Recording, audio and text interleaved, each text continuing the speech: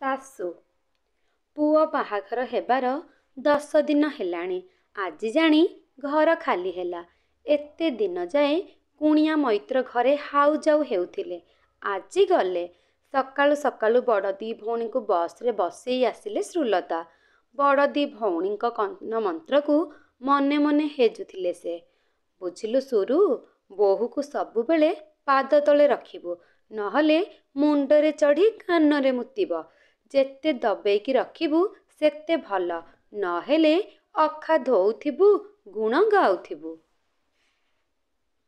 ଆମକୁ ଦେଖ, ଡରେଇ ହଲକେଇ ରଖିଛୁ ବୋଲି ବୋହୂମାନେ ଠିକ୍ ସିଧା ସିଧା ଅଛନ୍ତି। ନହେଲେ ଆଜିକାଲିର ଝିଅ ବାହା ହେଉ ହେଉ କହିବେ ଘଇତାଟା ଗୋଟାପଣେ ମୋର।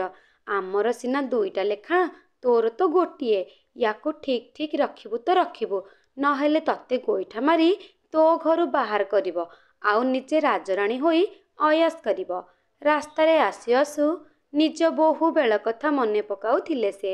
ବାହା ହୋଇ ଆସିବାର ଦିନ 15ଟା ଭିତରେ ସେ ଗାଁ ଛାଡ଼ି ଚାଲି ଆସିଲେ ମାତ୍ର 20 କିଲୋମିଟର ଦୂରରେ ଥିବା ସହରକୁ। ତାଙ୍କ ସ୍ୱାମୀଙ୍କର ଏଠି କିରାଣୀ ଚାକିରି। 2-3 ବର୍ଷରେ କେବେ ମନ ହେଲେ ଯାଆନ୍ତି ଗାଁ ଆଡ଼େ, ନହେଲେ ନାହିଁ।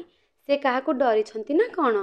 ବିଶ୍ୱମ୍ବର ବାବୁଙ୍କୁ ଠିକେ ଠିକେ କହି ରଖିଛନ୍ତି, ତୁମ ମା ସୁଆଗ ଛାଡ଼, ଏଠି ମୁଁ ତମ ସ୍ତ୍ରୀ, ତମ ଅର୍ଦ୍ଧାଙ୍ଗିନୀ। ତମର ଅଧା ହେଲେ ମୋର ବି ଅଧା। ଜମିରୁ ଯାହା ମିଳିବ ସେଠି ବୁଢ଼ାବୁଢ଼ୀ 2ଟା ଚଳିଯିବେ। ଏଠି ଏ ଜାଗାରେ ଘର ଭଡ଼ା, ପିଲା ପାଠପଢ଼ା, ଡ୍ରେସ୍, ଆସବାବପତ୍ର କିଣୁ କିଣୁ ପଇସା ଶେଷ। ତେଣୁ ଗାଁକୁ ଗଲେ ଗାଁରୁ ଚାଉଳ ବିରି ଆଣିବ ପଛେ ଏଠୁ କିଛି ନେଇକି ଯିବା କଥା ଚିନ୍ତା ବି କରିବନି। ଯାହା ବି ହେଉ ସ୍ୱାମୀ ତାଙ୍କର କଥା ମାନି ଅଛନ୍ତି ଆଜି ଯାଏ। ନୂଆ ନୂଆ ବୋହୂ ହୋଇ ଆସିଥାନ୍ତି ସେ। ଶାଶୁ ଘରେ କୁଣିଆ ମୈତ୍ର ଭର୍ତ୍ତି। ଦିନ 15ଟା ଭିତରେ ଆସ୍ତେ ଆସ୍ତେ ଘର ଖାଲି ହୋଇ ଆସୁଥାଏ। ଆଜି ଯାଏ ଶାଶୁ ଘରେ କେବଳ ଶାଗ ଟିକିଏ ରୋଷେଇ କରିଥିଲେ ସେ। ନୂଆ ବୋହୂ ବୋଲି କେହି ବି ରୋଷେଇ କରିବାକୁ ଛାଡ଼ୁ ନଥିଲେ ତାଙ୍କୁ। ଆଜି କିନ୍ତୁ ଘର ଖାଲି। ଶ୍ୱଶୁର ସକାଳୁ ସକାଳୁ କୁଆଡ଼େ ବନ୍ଧୁ ଘରକୁ ଭାର ବେଭାର ଦେବାକୁ ଚାଲିଗଲେ। ସ୍ୱାମୀ 20 କିଲୋମିଟର ଦୂରରେ ଥିବା ସହରକୁ। କିରାଣୀ ଚାକିରି ତାଙ୍କର। ଘରେ ଶାଶୁ ବୋହୂ 2 ଜଣ। ଶାଶୁ ରୋଷେଇ ସରଞ୍ଜାମ ସବୁ ଯୋଗେଇ ଦେଇ ଶ୍ରୁଲତାଙ୍କୁ କ'ଣ କ'ଣ ରୋଷେଇ ହେବ କହି ମକରମା। ଶାଶୁଙ୍କ ମକର ଡାକିବାରୁ ଆର ସାହିଆଡ଼େ କ'ଣ କାମରେ ଗଲେ। ଏଘଡ଼ି ଯାଇ ସେଘଡ଼ି ଆସିଲା। ରୋଷେଇ ସାରି ଅପେକ୍ଷା କରିଥାନ୍ତି ଶ୍ରୁଲତା। ସମୟ ଦ୍ୱିପହର ଯାଇ 2ଟା ବାଜିଲାଣି। ଶାଶୁ ଫେରୁନାହାନ୍ତି। ସୁରୁଙ୍କୁ ଭୋକ ଜୋର ଲାଗିଲାଣି। ଆଉ କେତେ ଅପେକ୍ଷା କରିବେ ବୋଲି ଭାବି ଥାଳିରେ ଭାତ ତୁଣ ଆଣି ଖାଇ ବସିଲେ ସେ। ଏତିକିବେଳେ ମକରମା ଓ ଶାଶୁ ଫେରିଲେ। ଦେଖୁ ଦେଖୁ ମକରମା କହିଦେଲେ, ଆଲୋ ଆଲୋ, ତୋ ପେଟ ଏମିତି ପୋଡ଼ି ଯାଉଛି ଯେ ଶାଶୁକୁ ଖାଇବାକୁ ନ ଦେଇ ଆଗ ନିଜେ ହେଣ୍ଡା ମାରିବାକୁ ବସି ପଡ଼ିଲୁ। ଏଇଆ ତୋ ମା ତୋତେ ଶିଖେଇକି ପଠେଇଛି। ଏତିକିରେ ରାଗ ଚଢ଼ି ଯାଇଥିଲା ଶ୍ରୁଲତାଙ୍କର। କାହିଁକି କହିବେ ନା, ସେ କିଏ ଏ ଘରର। ଭାତ ଥାଳିକୁ ଦୁଆରକୁ ଫିଙ୍ଗି ହାତ ଧୋଇ ସିଧା ସିଧା ଶୋଇବା ଘରକୁ ପଶିଗଲେ ସେ। ରାତିରେ ସ୍ୱାମୀ ଓ ଶ୍ୱଶୁର ଘରକୁ ଫେରିଲା ପରେ ତୁମୁଳ କାଣ୍ଡ କରିଥିଲେ ସେ। ଶେଷ ନିଷ୍ପତ୍ତି, ତୁମେ 2 ଜଣ ସହରରେ ଯାଇ ରୁହ। ଶ୍ୱଶୁରଙ୍କ ମୁହଁରୁ ଏତକ ଶୁଣିଲା ପରେ ଶାନ୍ତ ପଡ଼ିଥିଲେ ସେ। ପ୍ରକୃତ କଥା ହେଲା, ବାହା ହୋଇ ଆସିଲା ବେଳେ ବଡ଼ 2 ଭଉଣୀ କର୍ଣ୍ଣ ମନ୍ତ୍ର ଦେଇଥିଲେ, ଶାଶୁକୁ ଡରେଇକି ରଖିବୁ, ନହେଲେ ତୋ ବୋହୂଗିରି ସେ ଛଡ଼େଇ ଦେବ। ଯାହା ହେଉ ସେତକ ପାଇଁ ନିଜେ ବାହା ହେବା ପରଠୁ ପୁଅ ବାହାଘର ଯାଏ ସେ ବଞ୍ଚିଗଲେ ଶାନ୍ତିରେ ଶାନ୍ତିରେ। ଆଜି ପୁଣି ବଡ଼ 2 ଭଉଣୀ କର୍ଣ୍ଣ ମନ୍ତ୍ର ଦେଇଛନ୍ତି। ୟାର ସଦୁପଯୋଗ କେମିତି କରିବେ ବୋଲି ଚିନ୍ତାରେ ଥିଲେ ସେ। ଶାଶୁ ଯାହା କରିଥିଲେ ସେଇଆ କରିବେ ବୋଲି ସ୍ଥିର କଲେ ଶ୍ରୁଲତା। ସେତେବେଳେ ସିନା ବିଶ୍ୱମ୍ବର ବାବୁ ସ୍ତ୍ରୀ କଥା ମାନି ସହରକୁ ଆସିଥିଲେ, ଏବେ ପରା ପୁଅକୁ ସେ ପୁରା ହାତରେ ରଖିଛନ୍ତି। ବସ୍ କହିଲେ ବସିବ, ଉଠ କହିଲେ ଉଠିବ। ସେ କ'ଣ ସ୍ତ୍ରୀ କଥାରେ ପଡ଼ି ବାପା ମାଆଙ୍କୁ ଛାଡ଼ିଯିବ? ମୋଟେ ନୁହେଁ। ତେଣୁ ବୋହୂକୁ ଏବେଠୁ ପାଦ ତଳେ ରଖିବାକୁ ତାଙ୍କ ମନ ହାଇ ପାଇଁ ହେଲା। ଘରେ ପହଞ୍ଚି ରୋଷେଇର ସାଜ ସରଞ୍ଜାମ ସଜାଡ଼ି କ'ଣ କ'ଣ ରୋଷେଇ ହେବ ବୋହୂକୁ ଅର୍ଡ଼ର କରି ଏଇଠୁ ଆସୁଛି ବୋଲି କହି ଘରୁ ବାହାରିଗଲେ ଶ୍ରୁଲତା। ଏବେ ଆଉ ସଞ୍ଜ ଯାଏଁ ଆସିବାର ନଥିଲା ତାଙ୍କର। ସେ ଯାଉଥିଲେ ସହରର ଆର ମୁଣ୍ଡରେ ଥିବା ତାଙ୍କ ସାଙ୍ଗ ଘରକୁ। ଫେରି ସାରି ନିଜେ ନ ଖାଇ ନ ପିଇ ଭୋକ ଉପାସରେ ଥିବାବେଳେ ତାଙ୍କୁ ନ ଡାକି ବୋହୂ ତାଙ୍କ ବିନା ଏକା ଏକା ଖାଇ ଗଣ୍ଡି ହଲେଇ ବୁଲୁଛି ବୋଲି ଫେରାଦି ଦେବେ ସ୍ୱାମୀ ଓ ପୁଅ ଆଗରେ। ତା ପରଠୁ ବୋହୂ ତାଙ୍କ ଗୋଡ଼ ତଳେ ରହିବ ହିଁ ରହିବ।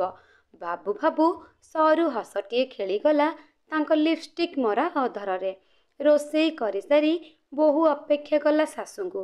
2ଟା ବାଜି 3ଟା ବାଜିଲା। ଭୋକ ଜୋର। କ'ଣ କରିବ? ନୂଆ ବୋହୂ ହିସାବରେ ବାହାରକୁ ତ ଗୋଡ଼ କାଢ଼ି ପାରିବନି। କୁଆଡ଼େ ବି ଖୋଜିବ ଶାଶୁଙ୍କୁ? କେମିତି ବା ଖୋଜିବ? ତଥାପି କବାଟ ପାଖକୁ ଆସି ପଡ଼ିଶା ଘର ଲିନୁକୁ ସାଙ୍ଗମାନଙ୍କ ସହ ଖେଳୁଥିବାର ଦେଖିଲା ସେ। ଆସ୍ତେ ପାଟିରେ ଲିନୁକୁ ଡାକି ମାଇଁ ଡାକୁଛନ୍ତି ଆସ ଖାଇବ ବୋଲି କହି ଶାଶୁଙ୍କୁ ଡାକି ଦେବାକୁ କହିଲା। 3ଟା ବାଜିଲା। ଲିନୁ ଆସି କହିଗଲେ ଯେ ଆଈଙ୍କୁ ପାଇଲେନି।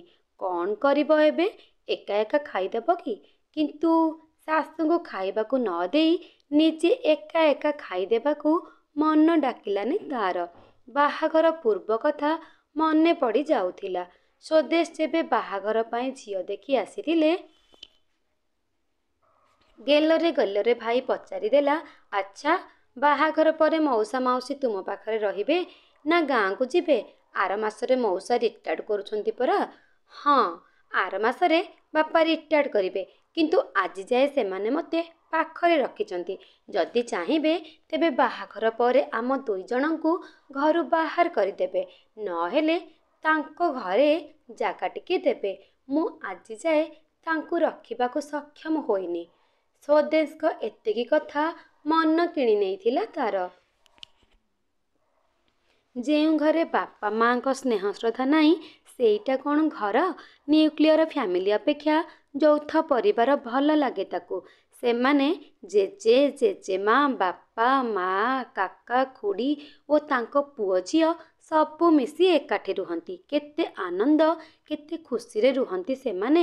ସମସ୍ତଙ୍କର ସମସ୍ତଙ୍କ ପ୍ରତି ସ୍ନେହ ଶ୍ରଦ୍ଧା ଥାଏ। ଘରେ ଆଗ ପୁରୁଷ ଓ ଛୁଆମାନେ ଖାଇସାରିଲା ପରେ ସ୍ତ୍ରୀ ଲୋକ ସବୁ ଖାଇ ବସନ୍ତି। ଆଗ ଜେଜେମା ଖାଇସାରିଲା ପରେ ମା ଓ ଖୁଡ଼ୀ ଖାଆନ୍ତି। ଜେଜେମା ପାଖରେ ବସି ବୋହୂମାନଙ୍କୁ ବଳେଇ ବଳେଇ ଖୁଆଏ। ଖାଇବା କଥା ଭାବି ପେଟ ଭୋକ ଦ୍ୱିଗୁଣିତ ହୋଇଯାଉଥାଏ ତା'ର। ତଥାପି ଅପେକ୍ଷା କରିଥାଏ ସେ ଶାଶୁଙ୍କୁ। ଲିନୁ ଆସି ପାଖରେ ବସିଲେ। ପଚାରିଲେ ମାଇଁ ଖାଇସାରିଲଣି? ନା ବୋଲି ଛୋଟ ଉତ୍ତରଟିଏ ଦେଇ ସେ ଲିନୁର ପାଠପଢ଼ା ସ୍କୁଲ ବିଷୟରେ ପଚାରିବାକୁ ଲାଗିଲା। 8ମ ଶ୍ରେଣୀ। କ'ଣ ପାଠ? କେଉଁ ସ୍କୁଲ? କେମିତି ପାଠପଢ଼ା ହୁଏ? କେତେଜଣ ଶିକ୍ଷକ ଅଛନ୍ତି? ଇତ୍ୟାଦି। ଏସବୁ ଥିଲା ଭୋକକୁ କିଛି ସମୟ ମନ ଭିତରୁ ଦୂରାଇ ଦେବାର ଉପାୟ। ଘଣ୍ଟାରେ 4, 5, 6 ପରେ 7ଟା ବାଜିବାର ଶବ୍ଦ ଶୁଭିଲା। ଲିନୁ ପାଠ ପଢ଼ିବା ପାଇଁ ଚାଲିଗଲା। ଇଏ ବି ଉଠିଲା ଠାକୁର ଘରେ ସନ୍ଧ୍ୟା ଧୂପ ଦେବା ପାଇଁ। ସନ୍ଧ୍ୟା ଦେଇ ସାରିଲା ବେଳକୁ ଶାଶୁ ଆସି କବାଟ ବାଡ଼େଇଲେ। କବାଟ ଖୋଲୁ ଖୋଲୁ ହୃଦୟସ୍ଥ ଘର ଭିତରେ ପଶି ଶ୍ରୁଲତା ଅନୁମାନ କରିନେଲେ ବୋହୂ ଖାଇ ପିଇ ଆରାମରେ ବସିଛି। ଆରମ୍ଭ କରିଦେଲେ ନିଜର ଶାଶୁ ପଣିଆ। ଗୁଜୁ ଗୁଜୁ ହୋଇ ଏ ଘରୁ ସେ ଘର ଦାଣ୍ଡରୁ ବାଡ଼ି ହେଉଥାନ୍ତି। ଗଲା ଆଇଲା ଲୋକଙ୍କୁ ଶୁଣେଇ ଶୁଣେଇ ବୋହୂର ଗୁଣଗ୍ରାମ ବଖାଣୁଥାନ୍ତି। ବୋହୂ ଆସିଲା ଖାଇବା ପାଇଁ ଡାକିବାକୁ। ଆଚ୍ଛା କରି 2 ପଦ ଶୁଣେଇ ଦେଲେ କାନ୍ଥ ବାଡ଼କୁ। ମହାରାଣୀଙ୍କର ପେଟ ପୋଡ଼ି ଯାଉଛି। ଶାଶୁ ପଛେ ଉପାସ ଥାଉ ବୋହୂ ଖାଇ ପିଇ ହେଣ୍ଡି ମାରି ଗଣ୍ଡି ଓହଳେଇ ବୁଲୁ। ମୋ ପାଇଁ ଚିନ୍ତା କରିବାକୁ ଏ ଘରେ କିଏ ଅଛି କି? ମୁଁ ତ ଠିକା ନେଇଛି ଏ ଘରର ସମସ୍ତଙ୍କ କଥା ବୁଝିବା ପାଇଁ। ବୋହୂ ପୁଣି ଡାକିଲା ବୋଉ ଆସନ୍ତୁ ଖାଇବା। ଖାଇବା ନ ଶୁଣି ରାଗରେ ତାଙ୍କୁ ଶୁଭିଲା ଖାଇବ ଯା ଏଠୁ ବୋଲି ଜୋର କରି ଧମକିଟିଏ ଦେଲେ ସେ। ପାଟି ଶୁଣି ପାଖ ଘରୁ ଲିନୁ ଆସି ପହଞ୍ଚିଲା।